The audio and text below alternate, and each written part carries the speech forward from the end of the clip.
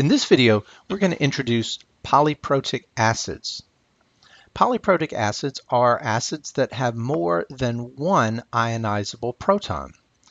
The protons are removed in a stepwise manner, not all at once. And the extent of the dissociation for each proton can be calculated sequentially.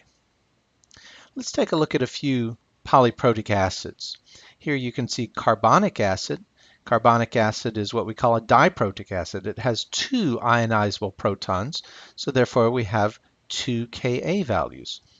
Phosphoric acid has three ionizable protons, and each proton has its own Ka value, so we call this a triprotic acid. So you can see that from this list of polyprotic acids, each acid has at least two ionizable protons. So let's look at carbonic acid in a bit more detail. Here we have carbonic acid, and this equation, if you take a look at it, this represents the first ionizable step. You can see that carbonic acid loses one of its protons, which is transferred to water, so we end up with hydronium plus HCO3 minus. Now, for this first dissociation step, we can write a Ka expression. We'll call it Ka1, and of course it's equal to a concentration of our products divided by the concentration of our reactant. And we get this value from our table of 4.5 times 10 to the minus 7. Now, the first dissociation step produced a conjugate base here, but this conjugate base is a weak acid, and it can undergo ionization also. It can lose a proton. So if we look, this HCO3 minus can undergo a second deprotonation step, and we see that in this equation where we transfer the proton to water, again a second molecule of water, forming more hydronium and CO3 minus or carbonate.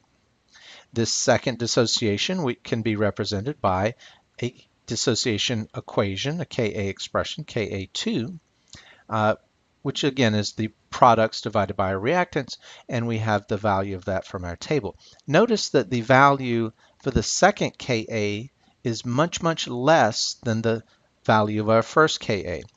That means that it's much harder to remove that second proton compared to the first. So the first proton comes off much more readily, and the second much less readily. And this is true for most all polyprotic acids. Whether they're diprotic or triprotic, the first Ka value is generally much larger than the second, and if there's a third Ka, it's much less than the second. So they sequentially get less as we continually remove protons from our polyprotic acid. The first dissociation step, since that produces most of our H+, the pH is generally determined predominantly by the first dissociation step, since that's where most of our hydronium is produced. Since each deprotonation step contributes some hydronium to the solution, the overall pH is the sum of the hydronium from each of our dissociation steps. And we'll look at the calculations for polyprotic acids in a different video. So let's take a look at this question. Write a chemical equation showing each dissociation step for phosphoric acid and write a Ka expression for each dissociation step. Pause the video and see if you can do this.